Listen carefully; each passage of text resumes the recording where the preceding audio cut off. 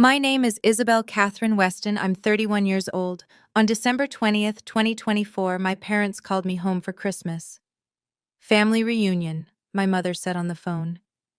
I drove 11.3 miles from my studio apartment in Portland to their Lake Oswego house, the one worth $2.1 million that I'd never be welcome to inherit.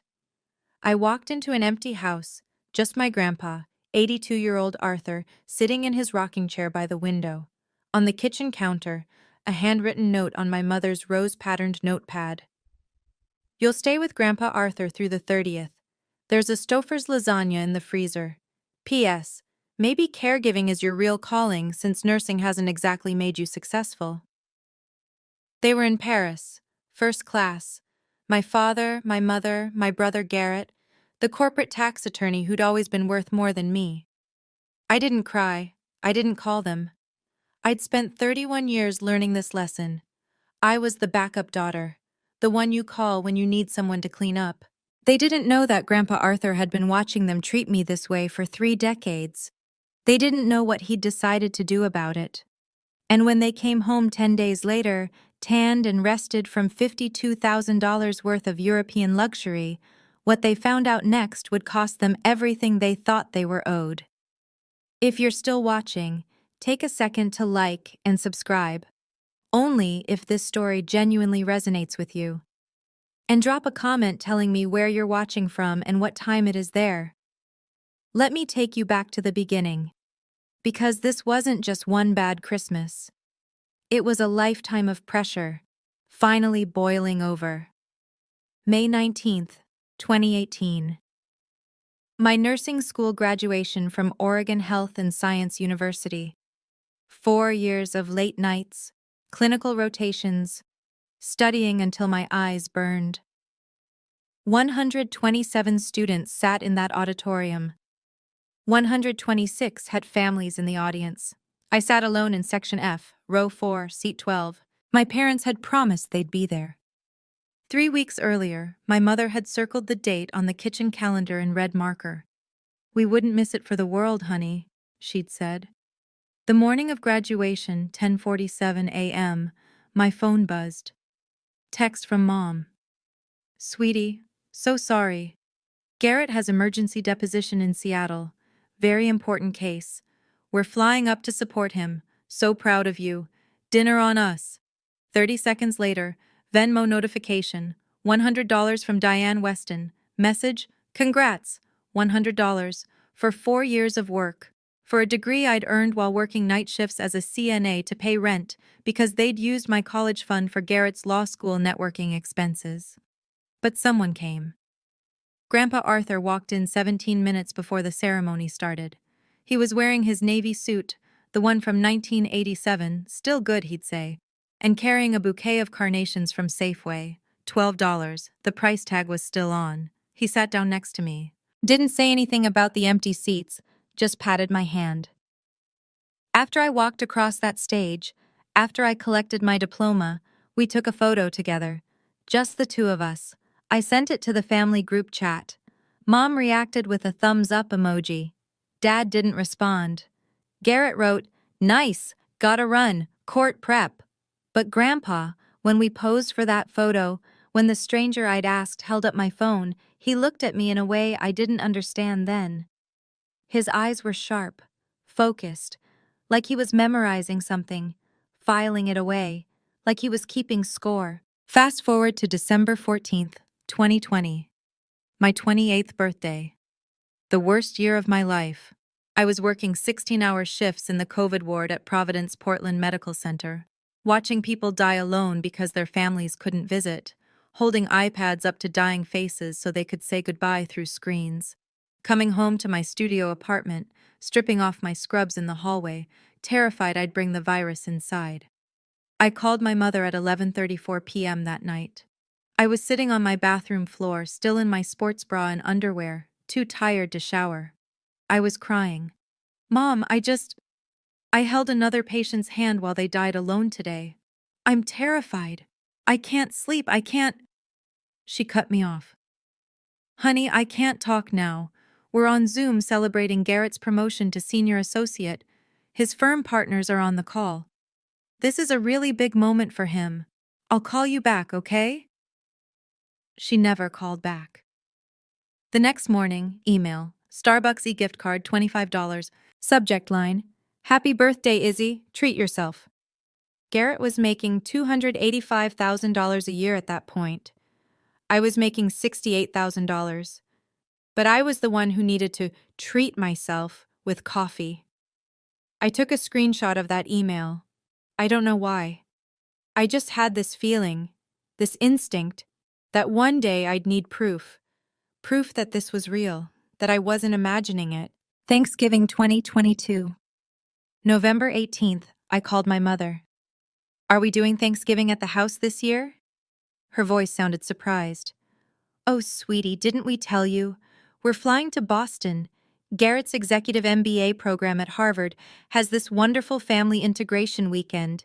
You understand, right? This is important for his career. Important for his career.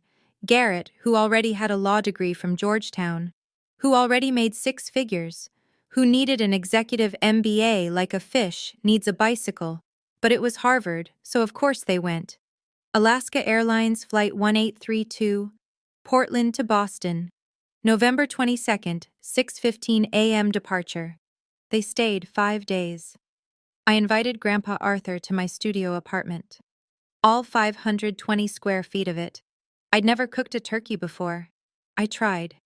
It came out dry, one side burned because my oven was ancient and heated unevenly. The mashed potatoes were from a box. The cranberry sauce was from a can. We sat on my pull-out sofa bed because I didn't have a dining table. We ate off paper plates on our laps. Grandpa said, "This is the best Thanksgiving I've had in 30 years, Izzy, because someone actually wanted me here." I laughed.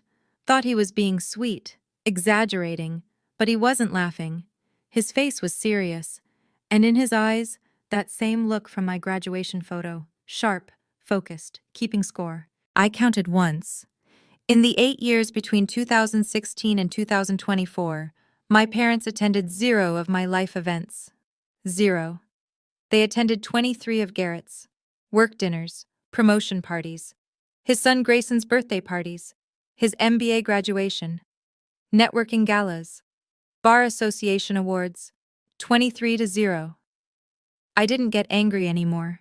Anger requires energy, and I'd run out.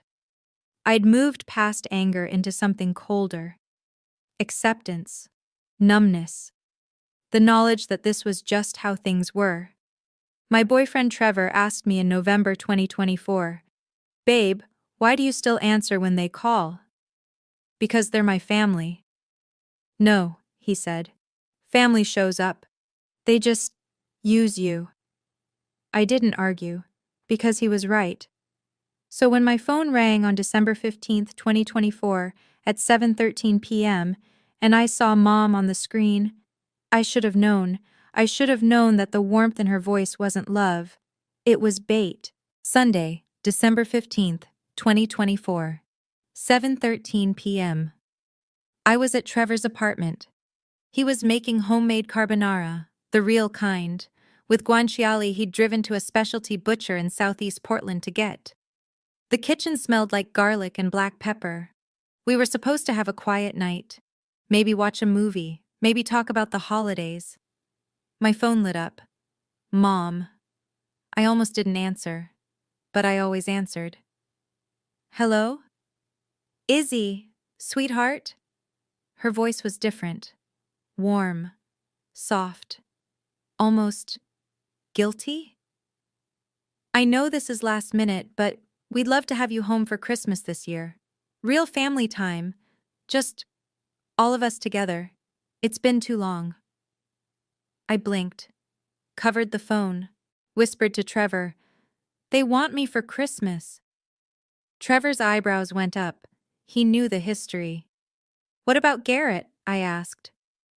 "Oh, he'll be there too. The whole family. Grandpa's been asking about you." That made me pause. Grandpa never asked them about me. He just called me directly. Every Sunday at 6 p.m., like clockwork. We'd talk for 20 minutes about his tomato garden, about my patients, about nothing important, everything important. I hesitated. Okay, yeah, I can come. Wonderful. Mom's voice went up an octave. Relief. Or something like it. Come the morning of the 20th. We'll have breakfast together, spend the whole week. It'll be lovely. Then she added, almost as an afterthought, and honey, don't bring Trevor this year. Just family, okay? We need to reconnect. Red flag. Giant, waving red flag. But I ignored it. Because in my head, the words, they want me home, were echoing like a prayer that had finally been answered. Okay, I said. I'll be there. After I hung up, Trevor put down his wooden spoon, turned off the stove. Babe, think about it. When was the last time they invited you to anything without needing something? Maybe they've changed, I said. Maybe. People don't change, Isabel. Patterns do. And their pattern is using you. I felt defensive, protective of them, even though they'd never protected me. They're my parents. I have to believe.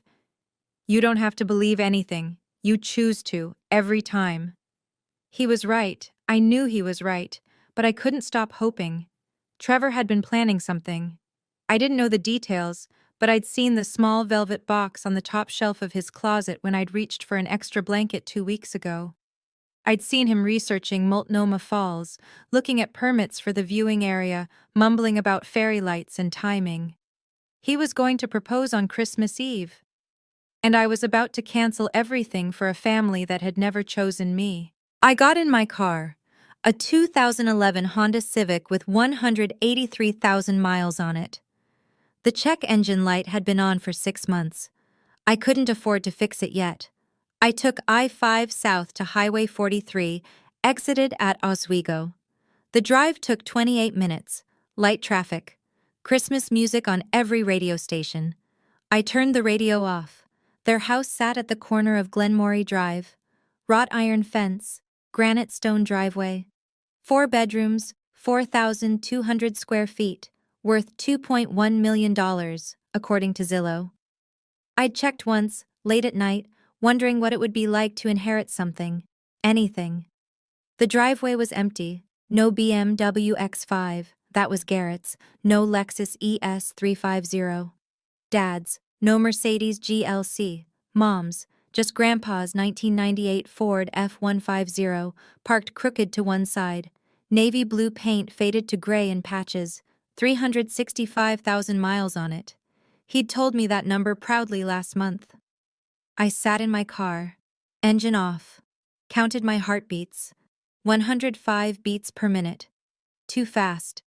Something was wrong. But I opened the door anyway. 10:08 a.m. I walked up to the front door. It was unlocked. I pushed it open. Mom? Dad? I'm here. Silence. The house was cold. I checked the thermostat in the hallway, 64 degrees Fahrenheit. They always kept it at 72 degrees Fahrenheit when they were home. My mother hated being cold. The foyer had an 8-foot Christmas tree, white and gold lights, perfectly arranged. 14 wrapped boxes underneath. I counted them later. 12 had tags for Garrett, Brittany, and Grayson. 2 were labeled Gerald and Diane from Us with Love. 0 had my name. I walked through to the living room. The fireplace was cold, gray ash, at least 2 days old. No coffee smell from the kitchen. No dishes in the sink. The granite counters gleamed, untouched. And then I saw him. Grandpa Arthur, sitting in his rocking chair by the bay window that overlooked the rose garden. He was wearing his flannel shirt, the blue plaid one, 20 years old, with a patch on the right elbow where he'd sewn it himself, brown khakis, white New Balance sneakers from 2003. He was staring out the window. He didn't turn when I came in. Grandpa? I walked closer. Where is everyone? He turned his head slowly. His face showed no surprise, like he'd been expecting this exact moment. Europe, he said. Calm. Factual. What? Paris. Then Switzerland. Then Venice, I believe. He gestured toward the kitchen with one gnarled hand. Arthritis had twisted his knuckles years ago. Your mother left you a note. The world tilted slightly. They're in Europe? He didn't answer, just pointed again. I walked to the kitchen on legs that felt numb. On the black granite counter sat my mother's notepad. Rose pattern, pastel pink, from William Sonoma, $18 for 50 sheets. She used it for grocery lists and passive-aggressive reminders. The handwriting was her perfect cursive, former piano teacher handwriting, every letter practiced. I read the first line. Isabel, emergency change of plans. Emergency. The word emergency. Like this was a crisis. Like Garrett inviting them to Europe was something that required immediate action, and I was just the solution to the leftover problem. My brain refused to process it the first time. I read it again. Isabel, emergency change of plans. Garrett invited us to Europe. His treat, so generous. We leave this morning. You'll stay with Grandpa Arthur through the 30th. He needs his meds twice daily. You're a nurse, you know the drill. There's a Stauffer's lasagna in the freezer. We'll bring you back Swiss chocolate. P.S. This is good practice for you. Maybe caregiving is your real calling since nursing hasn't exactly made you successful. Mom. I read it 3 times. The blue ink was fresh. Bic pen, no smearing.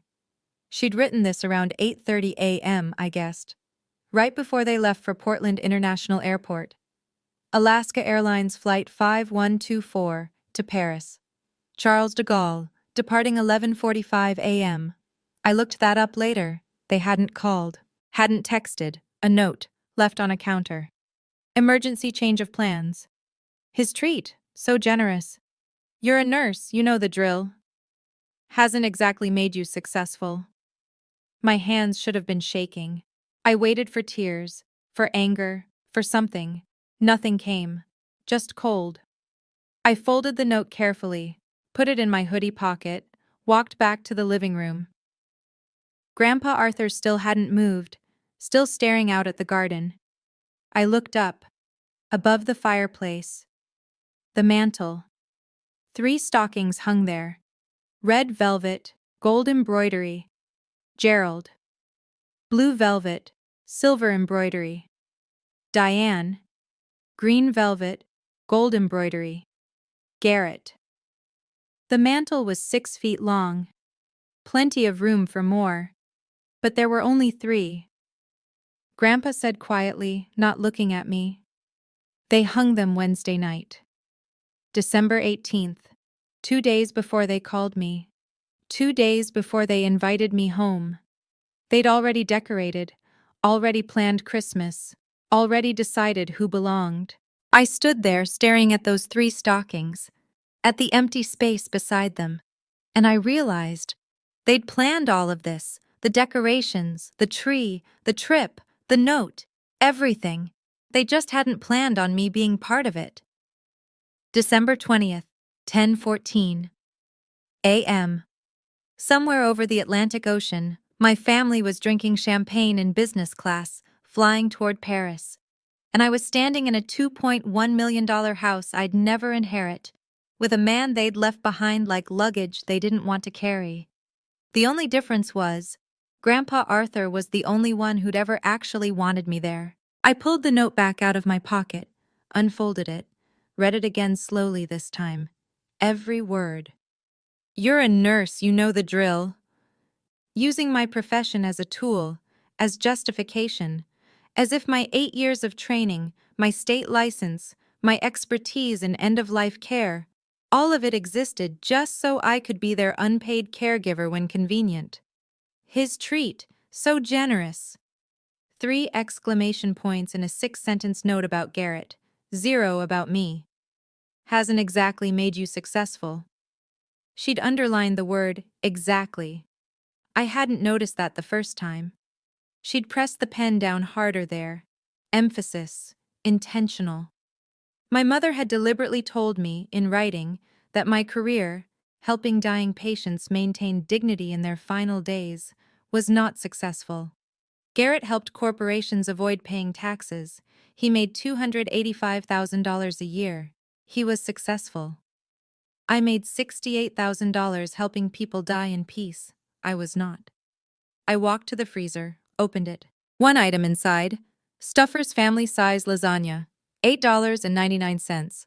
The price tag was still on it. That was it. That was the food they'd left for 10 days for an 82-year-old man with diabetes. I opened the refrigerator. 2 liters of 1% milk, expiration date December 18th. Already 2 days expired. A jar of Dijon mustard, 3 eggs, a bag of salad mix, wilting brown at the edges. The pantry, granola bars, canned soup, crackers. They'd left enough food so Grandpa wouldn't starve. Nothing more. From the living room, Grandpa called out, "Don't worry about food, Izzy. I've got soup." His voice wasn't weak, wasn't asking for pity. It was steady, controlled. I closed the refrigerator and stared at it. I thought about calling my mother, thought about what I'd say. In my head, the conversation played out. "Mom, you left me here without even asking if I was free? Sweetie, you weren't busy, and you're so good at this kind of thing. Why didn't you tell me sooner? It was last minute. Garrett surprised us with this generous gift. I had plans with Trevor. Oh, honey, you see him all the time. This is family." I knew that script by heart. I'd lived it for 31 years. Every time I objected, I got gaslit. "You're overreacting. You're too sensitive. We thought you'd be happy to help." If I called, I'd end up apologizing to them. Somehow, I always did. So I didn't call. Instead, I texted Trevor. 10:33 a.m. "They're not here. It's just me and Grandpa. I'll explain later." His reply came in seconds. "Jesus Christ, Isabel." I didn't respond. What would I even say? "You were right? I'm sorry? I should have listened." All true. All useless now. I put my phone away. Looked at the note one more time. Then I did something I can't fully explain. I didn't crumple it. Didn't throw it away. I folded it neatly along the creases my mother had already made. Put it back in my pocket. Some part of me, the hospice nurse part maybe, the part trained to document everything, knew I needed to keep it. Evidence.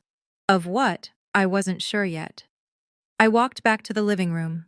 Grandpa was still in his chair, still looking out at the garden where nothing was blooming. December in Oregon. Just bare branches and dead leaves. "Grandpa," I said quietly, "I'm staying. For the 10 days. Until they get back." He finally turned to look at me. Really look at me. "You're a good girl, Izzy," he said. "Better than they deserve." And then he said something that I didn't understand until much later. "They didn't know that about you. But I always did." His eyes were sharp, focused, like he knew something I didn't, like he'd been waiting for exactly this moment. December 20th, evening. My old room wasn't a room anymore. It was storage. Boxes of Garrett's old law textbooks. My mother's sewing machine she'd used twice. Christmas decorations from the 90s. I found my old twin bed frame under a plastic tarp, pulled it out, made it up with sheets from the linen closet. The room smelled like dust and forgotten things. At 7:45 p.m., I went downstairs. "Grandpa, let me see your medications." He handed me a CVS pharmacy bag without argument. Inside, 4 prescription bottles.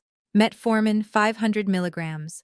Take 1 tablet twice daily for type 2 diabetes. Atorvastatin 20 milligrams. Take 1 tablet every evening for cholesterol. Baby aspirin 81 milligrams. Take 1 tablet every morning. Glucosamine 500 milligrams. Take as needed for joint pain. I set alarms on my phone. 8 a.m. and 8 p.m. for the metformin. I checked the dosage, the prescribing doctor, the fill date, everything current. "Grandpa, when did you last check your blood sugar?" "This morning, before they left. It was 131. "Can I check it now?" He held out his hand.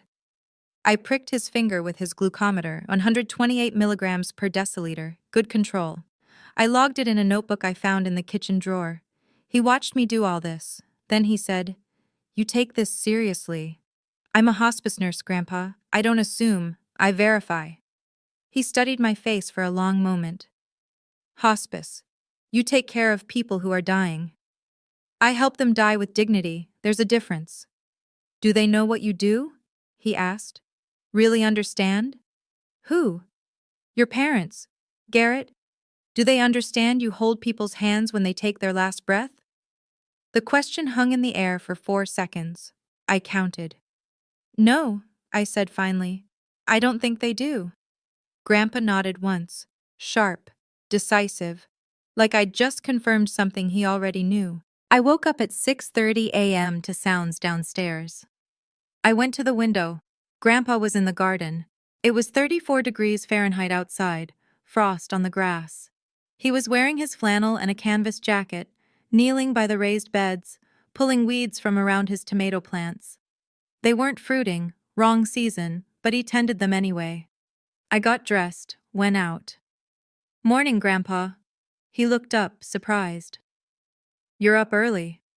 "Hospice nurses don't sleep in. Can I help?" We worked in silence for 20 minutes. He showed me his tools. A hand trowel from 1983. Gardening gloves with 6 patches sewn on by hand. Everything old. Everything maintained. "Your grandmother planted these in 1987, he said, touching a tomato vine.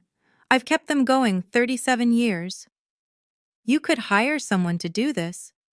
"I could, but then who would remember her?" We went inside. I made coffee in his Mr. Coffee machine, the one from 1991, $19.99 price tag still stuck to the bottom. He showed me. "This machine is older than some of my coworkers," I said. "Still works. Why replace it?" We sat at the kitchen table with our coffee. Just us. The house was so quiet. Then Grandpa asked, "Izzy, do you know how much this house is worth?" I blinked. Uh, Zillow says around $2.1 million? "And do you know who owns it?" I hesitated. "Dad?" "No." He didn't elaborate, just sipped his coffee, stood up, walked to his chair in the living room, left me sitting there with that single word hanging in the air. No. December 21st, afternoon.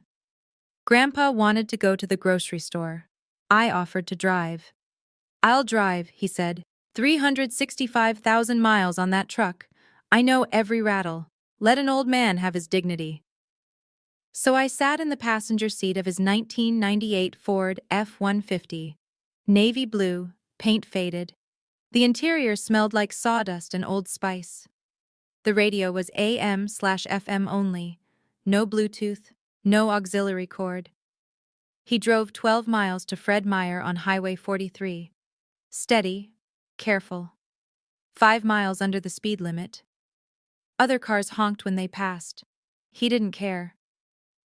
While he went inside to buy soup and bread, I sat in the truck. I opened the glove compartment looking for tissues. Found the registration, insurance card, and a business card.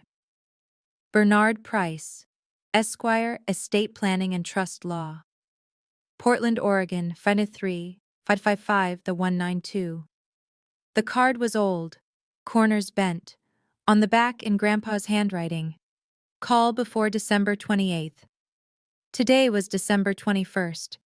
I stared at that card for a long time. Estate planning, trusts, a deadline. I put it back exactly where I'd found it. When Grandpa came back with 2 bags of groceries, I didn't mention it. We had dinner at 6 p.m. Campbell's tomato soup and grilled cheese sandwiches Grandpa made on a cast-iron skillet from 1975. We sat at the kitchen table, just the 2 of us. "Your parents called me yesterday," Grandpa said. "From Paris." I looked up, surprised. "They did?" "Asked if I was managing okay. I said you were here. Your mother said, 'Oh, good, then you're taken care of.' She hung up after 90 seconds. He pulled out his phone, a flip phone, not a smartphone, and showed me the call log. "Incoming, Diane Weston, December 20th, 2:47 p.m. Duration, 1 minute 34 seconds. They hadn't asked about me, hadn't asked if I'd arrived safely, hadn't apologized for the note, for the surprise, for anything. Just, "Are you taken care of?" "At least they called," I said weakly. Grandpa set his phone down, looked at me with an intensity that made me stop chewing. "Izzy, stop defending them." No one had ever said that to me before, not even Trevor. I felt something crack in my chest, not breaking, just opening. "Grandpa," I said after a long silence, "why do you stay in this house? With them?" He was quiet for 8 seconds. "I don't stay with them, Izzy. I stay despite them. There's a difference." We finished dinner, washed dishes together, him washing, me drying. An old rhythm, comfortable. And in that quiet moment, standing side by side in that enormous empty house, I felt more at peace than I had in 10 years of family Christmases. 9:14 a.m. The landline rang. Grandpa still had a landline, a beige rotary phone from 1982 that hung on the kitchen wall. He answered. "Arthur Weston speaking." Pause. He listened. "Yes, Bernard. I received your message." Another pause. "Not yet. I need to see something first." I was sitting on the sofa in the living room, pretending to read The Death Doula's Guide to Living. But I heard every word. December 28th, 2 p.m., my house. Yes, bring the documents. Pause. Grandpa glanced at me. I looked down quickly at my book. "No, don't tell them. This is between us." He hung up. The silence that followed was electric. I kept staring at my book, not reading a word. Grandpa walked slowly to his rocking chair, sat down, picked up his own book. A Louis L'Amour Western he'd read 30 times. Bernard, the lawyer whose card was in the truck. December 28th, 2 days before my parents came home. "Bring the documents. Don't tell them." I should have asked, should have said something. Instead, I looked up. "Grandpa, is everything okay?" He smiled. Actually smiled. The first real smile I'd seen from him since I'd arrived. "Everything, Izzy, is about to be very okay." He said it like a promise. Not reassurance, not comfort, a promise. And I didn't ask what he meant, because some part of me, the part that had saved that note, that had screenshotted emails, that had been collecting evidence for years without knowing why, understood that I was supposed to wait. So I waited. Trevor called at 7 p.m. via FaceTime. I answered from the living room. Grandpa was in his chair reading. The fire I'd built in the fireplace crackled softly. "Merry Christmas Eve, babe," Trevor said. His face filled my phone screen. I could see his apartment behind him. Our apartment, really, since I stayed there 4 nights a week. "How are you holding up?" "Honestly, better than expected." He smiled, but it didn't reach his eyes. "Your family texted me today. Asked if I knew where to buy authentic Swiss chocolate in Portland for you. Apparently they forgot to get you some in Switzerland." I didn't respond. I laughed, but it came out bitter. "They're in Switzerland right now. They can buy it themselves." "That's the point, Isabel. They won't." Grandpa looked up from his book. I didn't realize he'd been listening. After I hung up, Grandpa said quietly, "That your young man?" "Yeah. Trevor. He's a firefighter. He loves you." "I know." And he's right. They won't bring you chocolate. They'll forget or claim the airport shops were closed or say they ran out of room in their luggage. Grandpa set his book down. "I've watched them do this to you for 30 years. I stared at him. You noticed?" "Izzy, I'm old, not blind." Something in my throat went tight. My whole life, I'd thought I was being paranoid, sensitive, reading too much into things. Every therapist I'd ever seen had suggested maybe I was projecting, maybe I was seeking attention, maybe I needed to examine my own expectations. But here was Grandpa Arthur, 82 years old, telling me he'd seen it too. I wasn't crazy. It was real. I woke up at 7 a.m. No presents under the tree for me. I already knew that. Hadn't expected any. I went downstairs, made coffee. Grandpa was already awake, sitting in his chair. He held out an envelope. "This is for you." Inside was a handmade card, watercolor paper. He'd painted a tomato plant in shaky strokes, red fruit, green leaves. Inside, his handwriting. "Izzy, thank you for being here. Not because they asked, because you chose to. Grandpa Arthur." Tucked inside, a $50 bill, old, from 1985. The paper was soft, worn nearly to cloth. I started crying. Not because of the $50, because of the words. Because you chose to. Nobody had ever thanked me for choosing them before. Grandpa stood up, slowly, his arthritis making him wince, and hugged me. He hadn't hugged anyone in this house in years. We weren't a hugging family. But he held me for 10 seconds, and he whispered, "You're the only one who sees me as a person, not a checkbook." I pulled back. "Checkbook?" He realized what he'd said, caught himself. "Nothing. Old man rambling." But it wasn't rambling. It was deliberate. He was testing me, seeing if I'd push. I didn't. Not yet. We sat in the living room. Grandpa started talking about Weston Timber Holdings, the company he'd built. He'd never told me these stories before. "I started it in 1965, he said. One truck, one logging crew. I drove that truck myself for 15 years. Your grandmother kept the books on a card table in our garage." That's amazing. 47 years later, 2012, Weyerhaeuser offered me $24 million. I took it. I nearly dropped my coffee. $24 million? Your father thinks I spent it. Living expenses, medical bills, charity. He thinks I'm down to maybe $200,000 in savings. Are you? He smiled. Small, sharp. No. My heart started pounding. I invested the $24 million, conservative portfolio, balanced funds. It's grown to $20.3 million. The dividends throw off about $600,000 a year. I live on $38,000. I track every penny. Where does the rest go? Donations. Anonymous. Scholarships for kids in Klatskani, that's my hometown. Funding for hospice care programs. He looked at me when he said hospice. Veteran services. Nobody knows. Not even Gerald.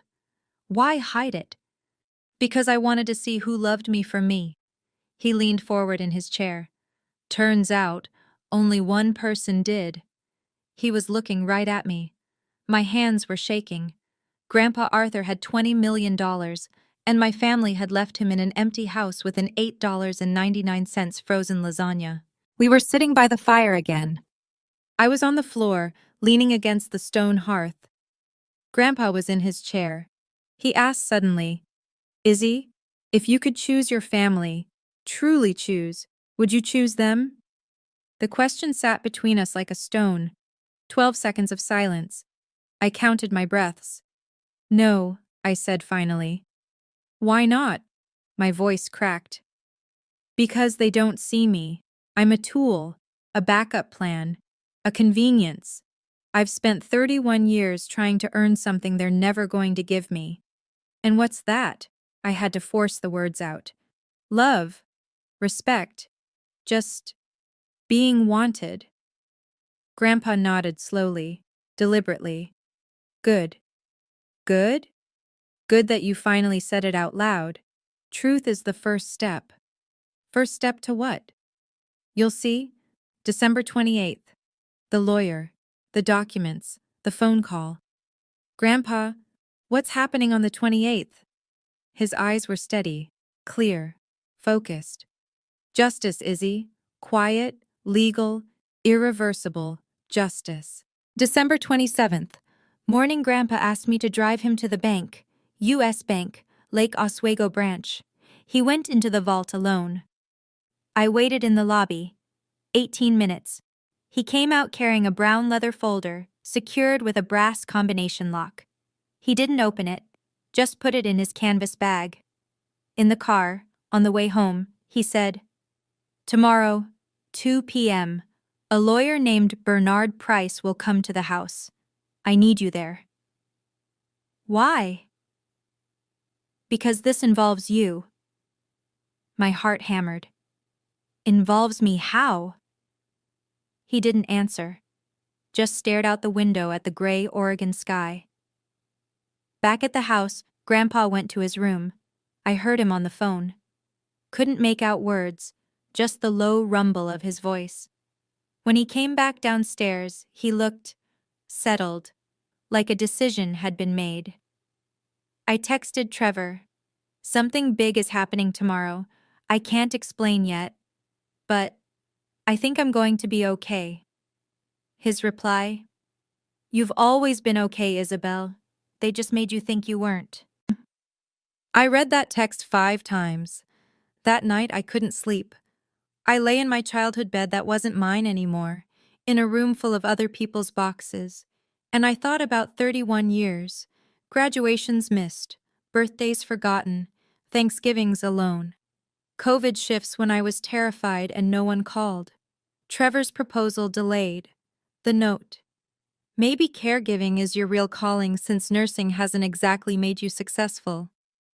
And I realized something. I didn't need forgiveness anymore. I needed justice. While I lived those 7 days with Grandpa in silence and simplicity, my family lived something very different. I know because I watched. Garrett's wife, Brittany, has an Instagram account. @BritWestonLux. 3,400 followers. She documents everything. I followed it obsessively, screenshotted every post. I don't know why. The same instinct that made me save the note, evidence. December 21st, 2:34 p.m. Brittany's post. Photo of champagne flutes on a breakfast table. Eiffel Tower perfectly framed in a floor-to-ceiling window behind them. Caption. Paris Magic hashtag Le Maurice hashtag Living Our Best Life. Le Maurice. I looked it up. $1,200 per night. They had 2 rooms, one for my parents, one for Garrett and Brittany and little Grayson. 4 nights in Paris, $9,600. While I was checking Grandpa's blood sugar and making sure he took his pills twice daily. New post.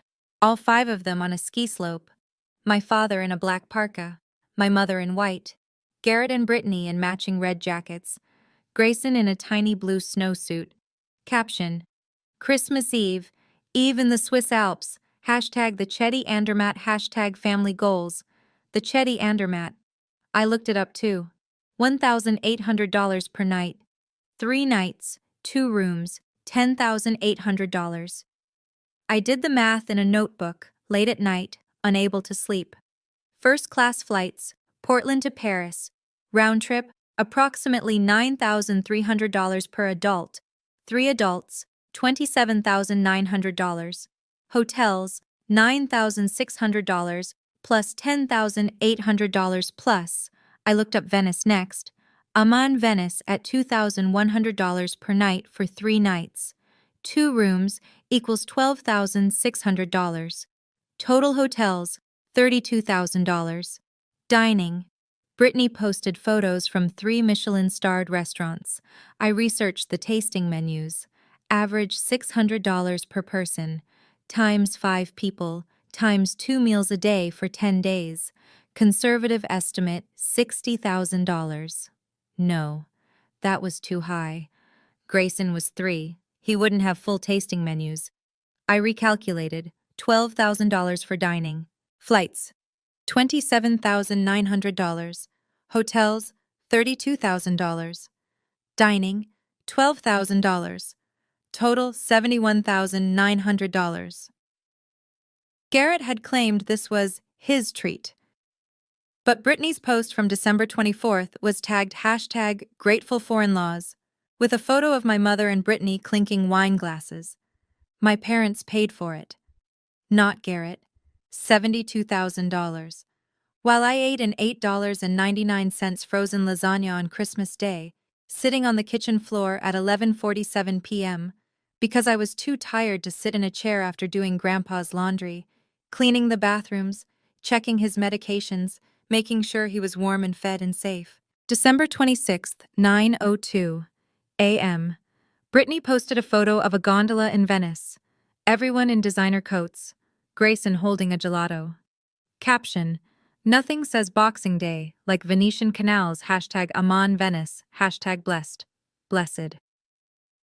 I stared at that word for a long time. My phone buzzed. Text from Mom.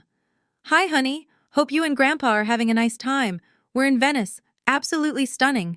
How's everything going? I typed 4 different responses. Deleted all of them. Finally sent. Fine. Grandpa's doing well. Her reply came in seconds. Oh, good. We'll be home the 30th. Don't forget his evening meds. XO. Don't forget his evening meds. I'm a hospice nurse. I manage medication schedules for 12 dying patients simultaneously. I track morphine drips, fentanyl patches, anti-nausea protocols, pain scales, comfort measures. But my mother felt the need to remind me, while she was drinking Prosecco in Venice, to remember Grandpa's pills. I screenshotted the text, added it to a folder on my phone I'd labeled Evidence. 18 screenshots now. Grandpa appeared in the kitchen doorway. I didn't know he'd been standing there. Did they ask how you are? He said quietly. I looked back at the text. We're in Venice, absolutely stunning. How's everything going? Everything. Not how are you, everything. Which meant, is Grandpa still alive? No, I said. They didn't. Grandpa nodded once. They never do. That night I couldn't sleep again. I opened my notes app. Did more math. My salary, $68,000 per year. After taxes, approximately $51,000. Per month, $4,250. Per week, $981. December 20th to 30th equals 10 days. I'd earned $1,403 in those 10 days, gross. Before taxes, about $1,050 net. Their trip, $72,000. Their trip cost 68.5 times what I earned while caring for Grandpa. Put another way, their vacation cost more than I'd earn in 14 months of full-time hospice nursing. Garrett made $285,000 a year. In the 10 days they were gone, he earned approximately $10,959, even though he wasn't working. Paid time off. I earned $1,050, working 24/7, no pay, no thank you. And my mother had written in that note, maybe caregiving is your real calling since nursing hasn't exactly made you successful. I remembered that word. Successful. I looked at Brittany's Instagram again. The champagne, the Alps, the gondolas, the designer coats, the Michelin stars, and I thought, define success. 2:03 p.m. The doorbell rang. Grandpa was already sitting in the living room, dressed in his navy suit from 1987, the one he'd worn to my graduation. He'd shined his shoes, combed his white hair with water. I opened the door. A man in his 60s stood there. Gray suit, silver tie, leather briefcase, kind eyes. Ms. Weston? I'm Bernard Price. Your grandfather is expecting me. I let him in. We sat in the dining room, formal. The table we never used. Grandpa at the head, me to his right, Bernard across from us. Bernard opened his briefcase, removed a leather folder. 47 pages inside. I counted later. Arthur, Bernard said, I've prepared the documents as you requested. The new trust, the will, and the letter. Grandpa nodded. Isabel, this is Bernard.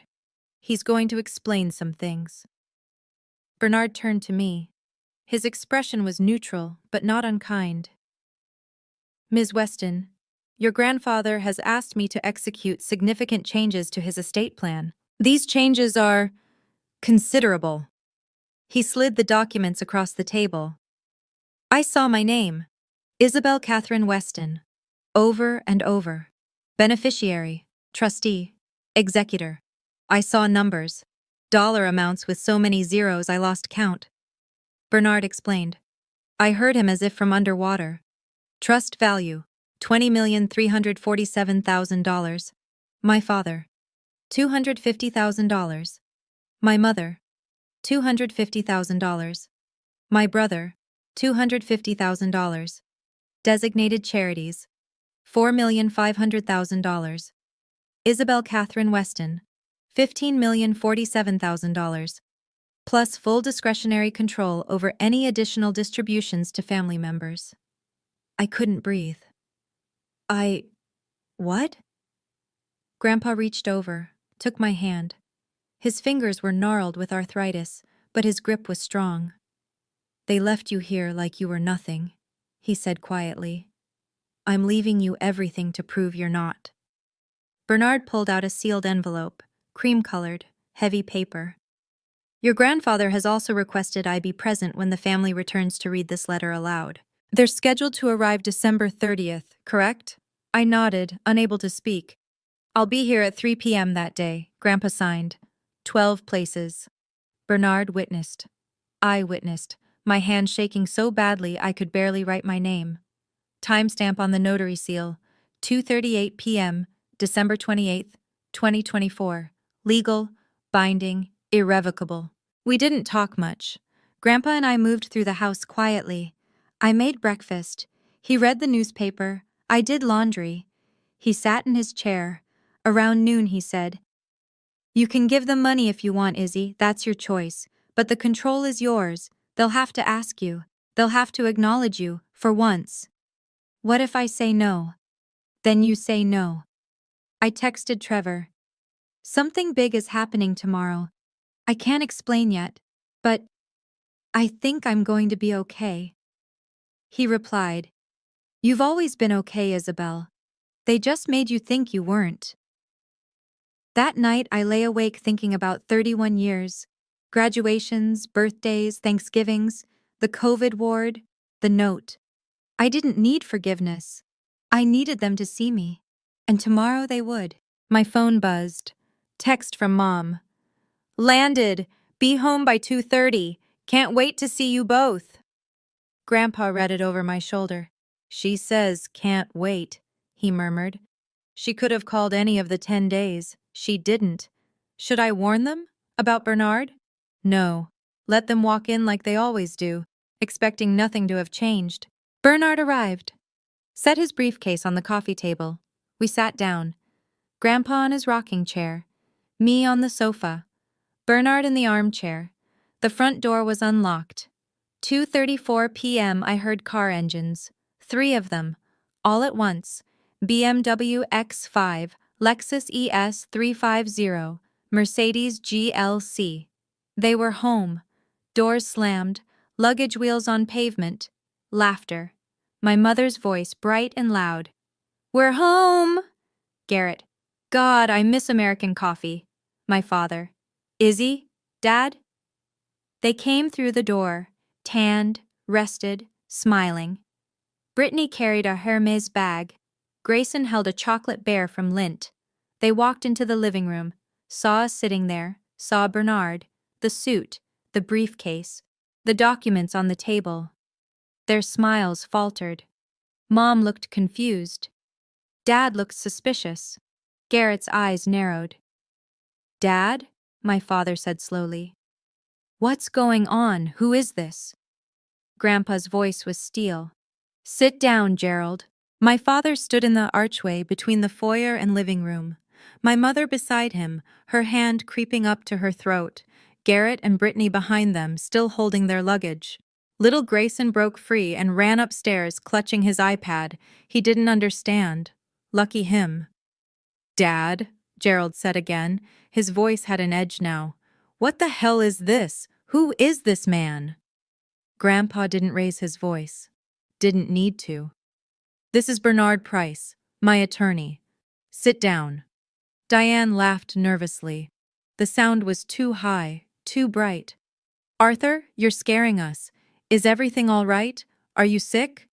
I'm fine. Sit. Down. The command in his voice left no room for argument. They sat. Gerald and Diane took the love seat, stiff, uncomfortable, perched on the edge. Garrett dragged 2 dining chairs into the living room, the legs scraping against the hardwood. He and Brittany sat.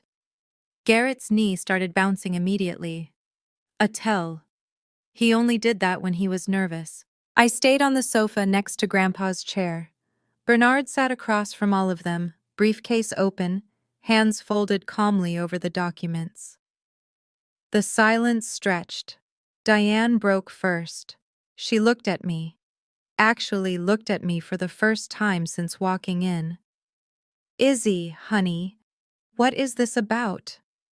I met her eyes, kept my voice level, cold. I don't know, Mom. Grandpa didn't tell me in advance either. But unlike you, I was here. Her face went pale.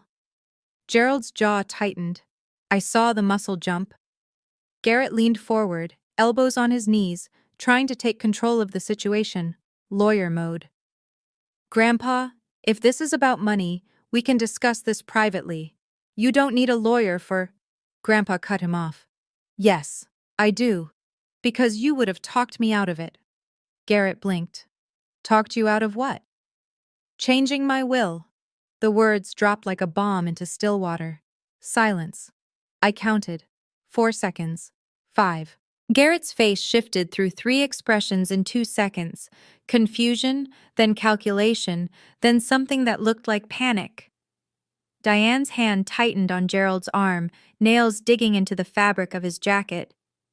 Gerald spoke slowly, carefully, the way you'd speak to someone on a ledge. You changed your will. Yes. When? December 28th, 2 days ago. Diane's voice went up an octave. While we were gone? Grandpa leaned forward. The rocking chair creaked. No, Diane. While you abandoned me. And Isabel. The word abandoned hung in the air like smoke. Diane flushed red. Her mouth opened, closed. She looked at Gerald for help. Gerald tried a different approach, softening his voice. Concerned son. Dad, we didn't abandon you. We left you in good hands. Isabel is a professional caregiver. We knew you'd be safe with her. You left her a note, Grandpa said. His voice was still quiet, but now it had an edge like broken glass. You didn't call. You didn't ask if she was available. You wrote a note and left for Europe. It was last minute, Diane started. It was selfish. Garrett stood up suddenly, chair scraping, pointing at me. Did you put him up to this? Every eye turned to me. I stayed seated, hands folded in my lap, voice steady. I didn't even know until yesterday. Brittany tugged at Garrett's sleeve. Babe, sit down. He shook her off. Grandpa, she's manipulating you. She's a nurse. She knows how to work vulnerable elderly people. This is textbook. Grandpa stood. It took him effort. His arthritis made every movement painful, but he stood. All 5 feet 9 inches of him, 160 pounds, 82 years old, and in that moment he was a giant. Sit down, boy. Garrett sat. I had never heard Grandpa use that voice before. None of us had. Isabel didn't manipulate anything. She was here.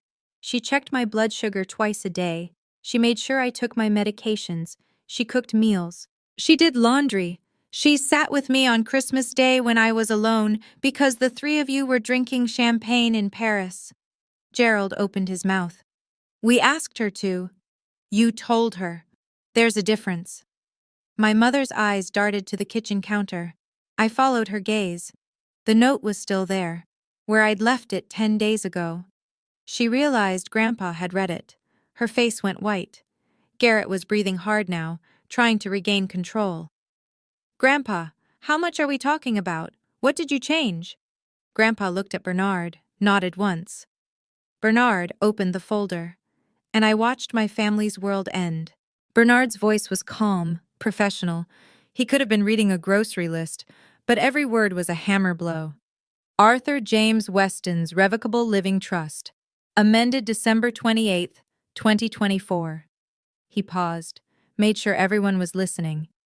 Total assets, $20,347,000.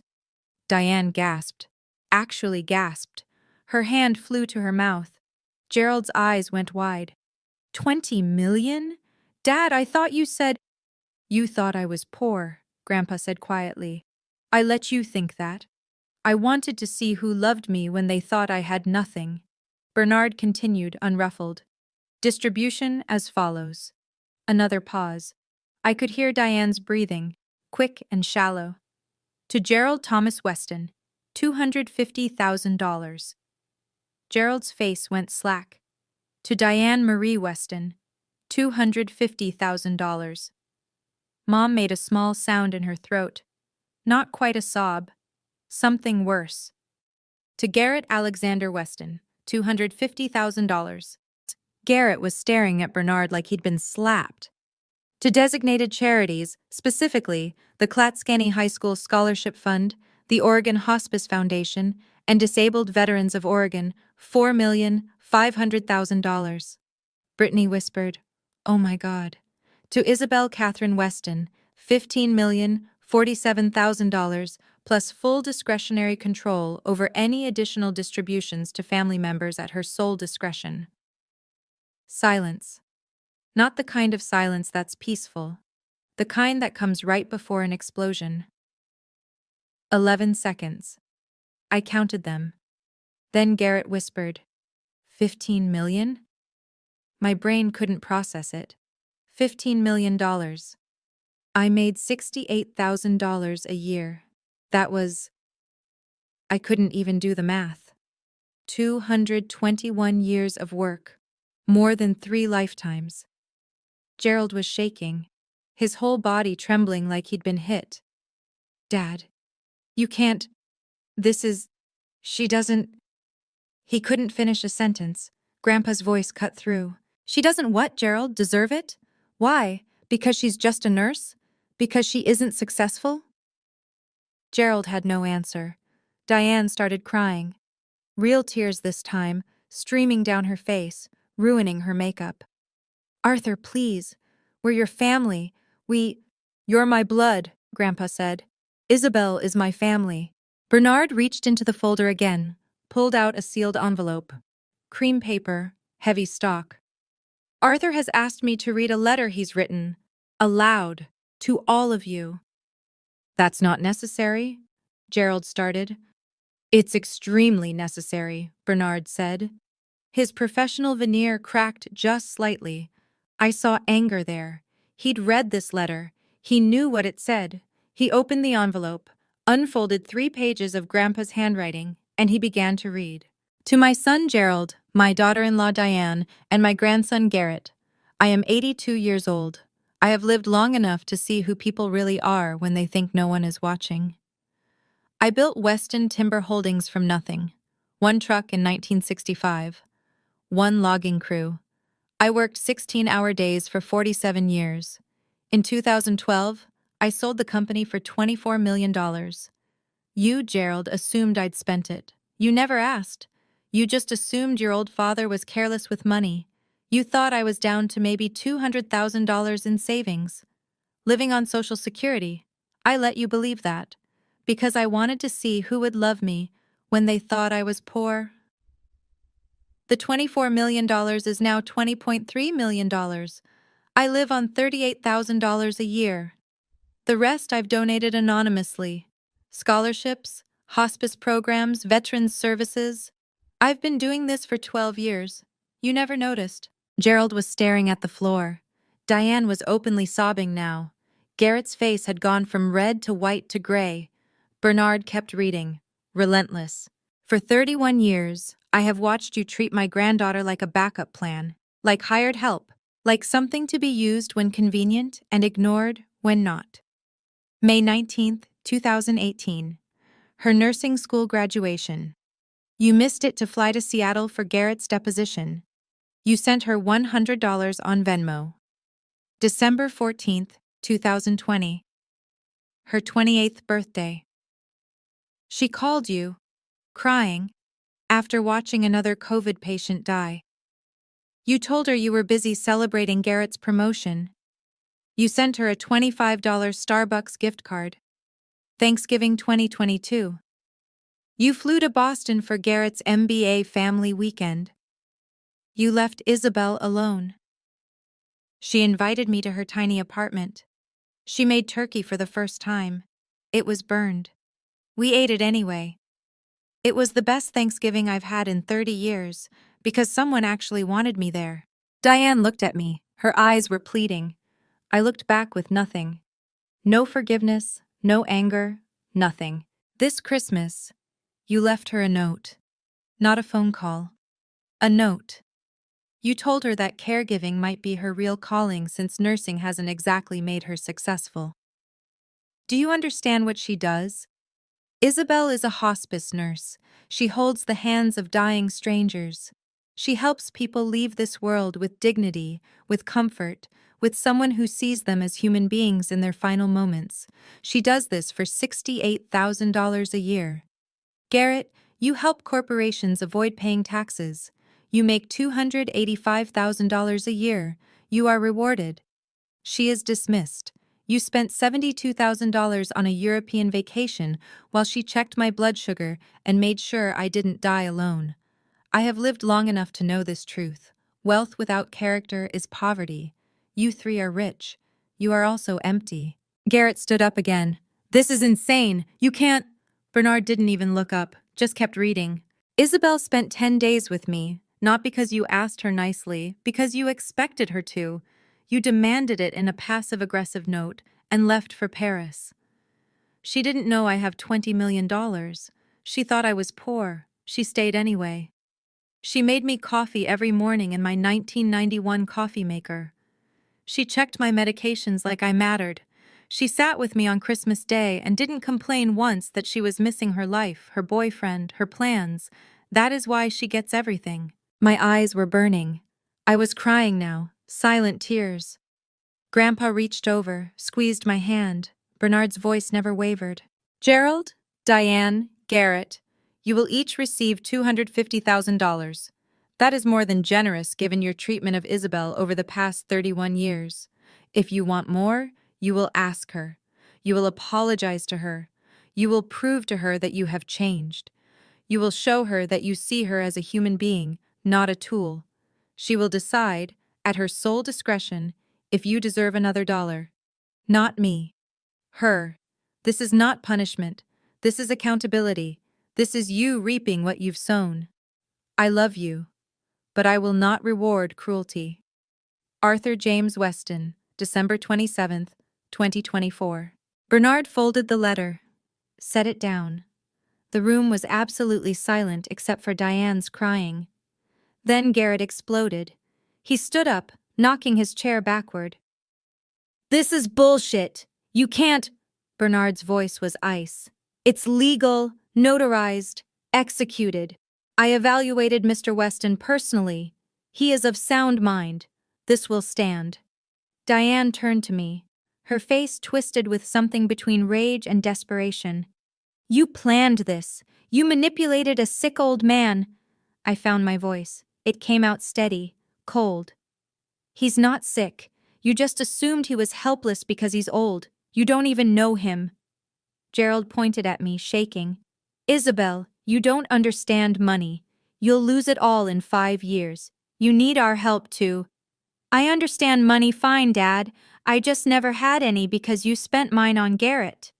The truth of that hit him. I saw it in his face. Garrett turned to Grandpa, desperate now. Grandpa, I'll contest this. I'll get lawyers. Bernard stood up, closed his briefcase with a decisive snap.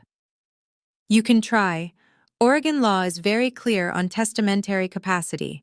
Your grandfather is lucid, uncoerced, and acting of his own free will. You'll lose, and the legal fees will cost you your $250,000. I'd advise against it. Brittany grabbed Garrett's arm. Baby, maybe we should just— Shut up, Brittany. She flinched. Grandpa stood, slowly, painfully. But he stood. And he said the words I'll remember for the rest of my life. Get out of my house. Gerald's face went purple. Dad, this is my— No, it's mine. The deed is in my name, always has been. I let you think it was yours, so you'd take care of it. I was wrong. Get out. They left, not quietly. Diane grabbed her purse, turned at the door. Her voice was vicious. You'll regret this, Isabel. Family is everything. I stood up, looked her in the eye. Then why did you treat me like I was nothing? She had no answer. She left. Garrett stopped in the doorway, looked back at me. You're going to give us that money. You know you will. Because you're weak. Something inside me went very still, very calm. Try me. 3 cars left the driveway. BMW, Lexus, Mercedes. Little Grayson waved at me from the back window of the BMW. He didn't understand what had just happened. I waved back. The house went quiet. Bernard packed his briefcase. Ms. Weston, you'll receive account access within 48 hours. My office will guide you through everything. Congratulations. For what? He smiled, small but genuine. For being seen. He left. Grandpa and I sat alone in the living room, just like we had for 10 days. But everything had changed. My phone started buzzing. Text from Diane. Isabel, we need to talk. This is ridiculous. Call me. I didn't respond. 8:12 p.m. Gerald. You're making a huge mistake. That money was meant for the family. Delete. 10:37 p.m. Garrett. Wow, didn't know you were this petty. Guess hospice taught you how to watch people suffer. I stared at that one for a long time, then I screenshotted it, added it to my folder. The messages kept coming. 7:04 a.m. Diane, please, I'm your mother, we can fix this. 9:50 a.m. Brittany. Hey Isabel, would love to grab coffee and catch up. XO, I counted. By end of day December 31st, 47 text messages, 12 phone calls, 3 emails, 1 voicemail. The voicemail was Diane, crying. Izzy, please, I know we haven't been perfect, but we're family. We love you. Please call me back. Please. I saved it. Didn't reply. Trevor called at 11 a.m. Babe, what the hell happened? Your mom called me, asked what I did to turn you against them. I'll explain in person. Can you come over? On my way. December 31st, 2:18 p.m. I knock at the door. I opened it. Diane stood there, alone, no makeup. First time I'd seen her without it in maybe ever. Eyes swollen, holding a Tupperware container. Izzy, sweetheart, can we talk? Just us? I stood in the doorway, didn't invite her in. What do you want, Mom? I brought cookies, your favorite, Snickerdoodle. I looked at the container, looked at her. I'm allergic to cinnamon, Mom. I have been since I was 12. She blinked, confused. What?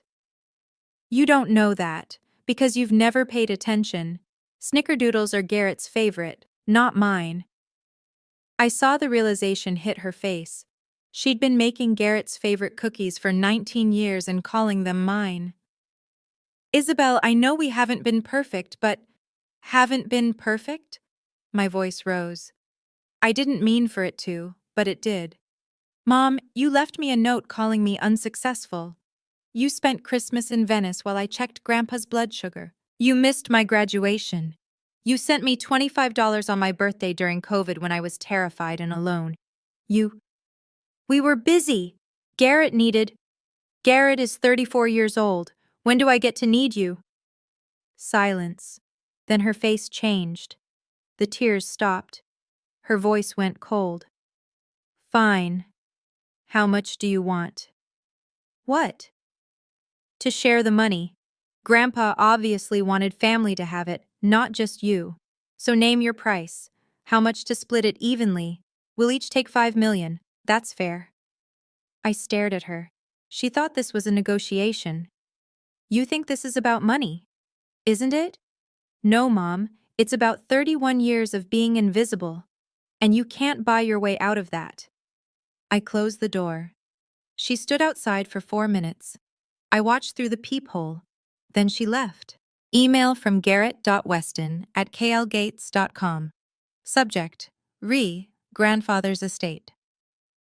Isabel, I've consulted with estate attorneys at my firm.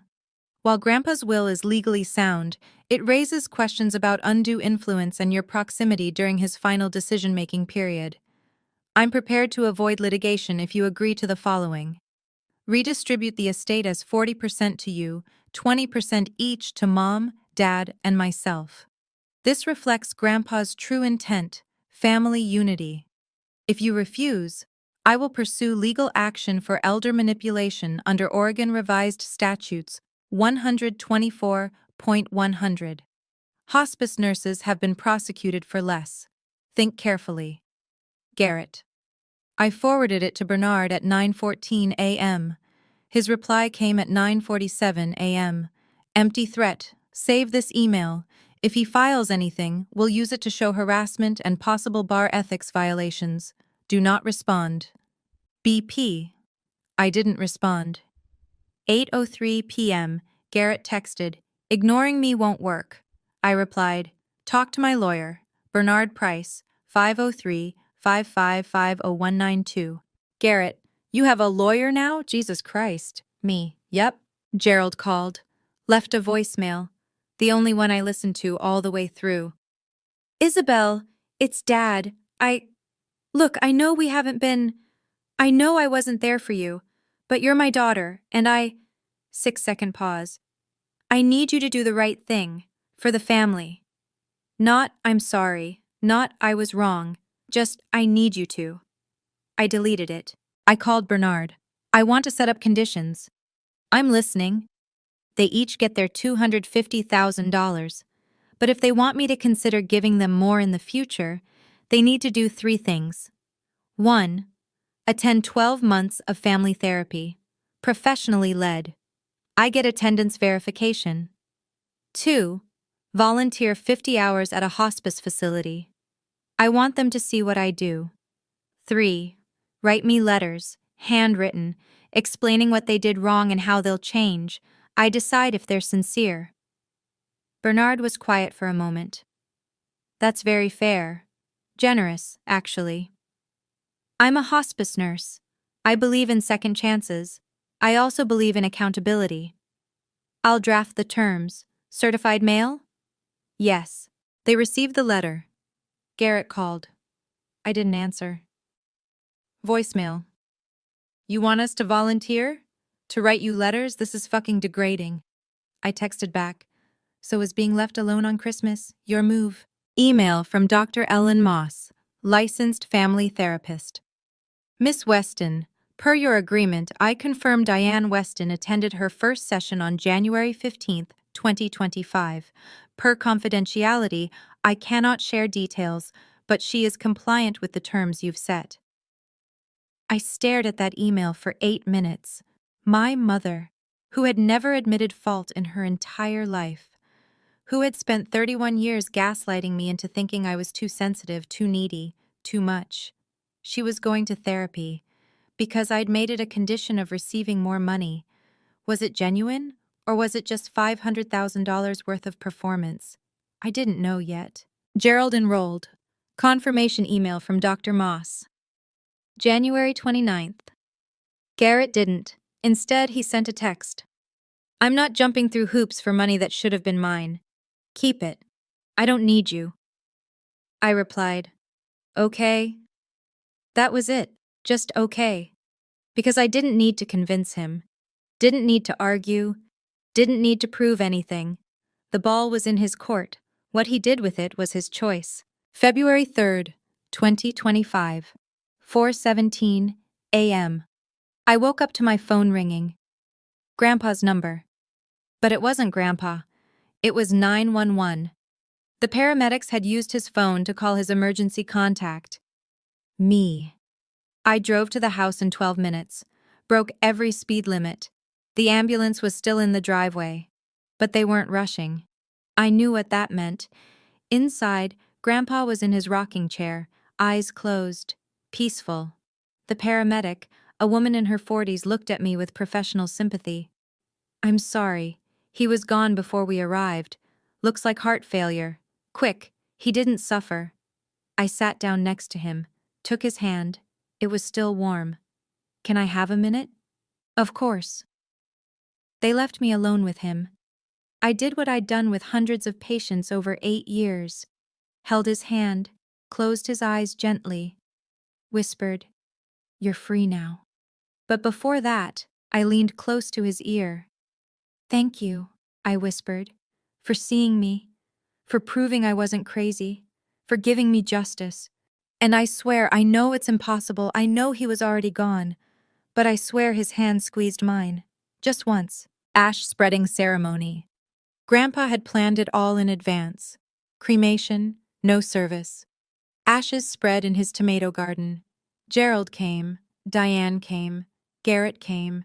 They stood far apart, didn't speak to each other, barely looked at me.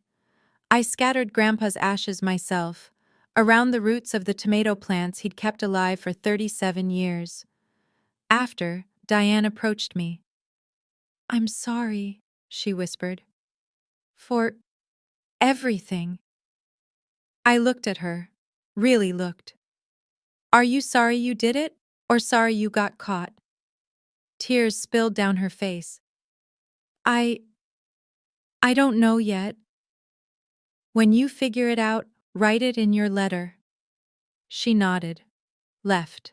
I stood in that garden alone for 20 minutes after everyone left. The tomato plants were dormant, dead-looking, but I knew better. They were just waiting, waiting for spring, waiting to grow again, just like me. 6 months later, Mom and Dad have attended 18 therapy sessions. Dad has volunteered 23 hours at hospice. He's cried twice. Once when a patient reminded him of his own father. Once when a daughter sat vigil for 3 days straight, and he realized he'd never done that for anyone. Mom wrote me a letter, 4 pages, handwritten. I'm not ready to forgive. But I'm reading. Garrett never enrolled, never volunteered, never wrote. His $250,000 is gone. He bought a boat. We don't speak. I donated $2 million to the Oregon Hospice Foundation in Grandpa's name. It funded 3 new palliative care wings. The patients there will die with dignity, the way Grandpa wanted for everyone. I kept $13 million, invested it conservatively, quit my job at the hospital, but I still work part-time in hospice care. I love what I do. Now I just own my apartment instead of renting it. Trevor proposed for real on June 15th. Multnomah Falls, fairy lights. I said yes. The money didn't change me. It freed me. From needing their approval, from believing I was less than, from waiting to be seen. My name is Isabel Catherine Weston. I'm 31 years old. I'm a hospice nurse. And I'm finally successful. Not because I'm rich, because I'm free.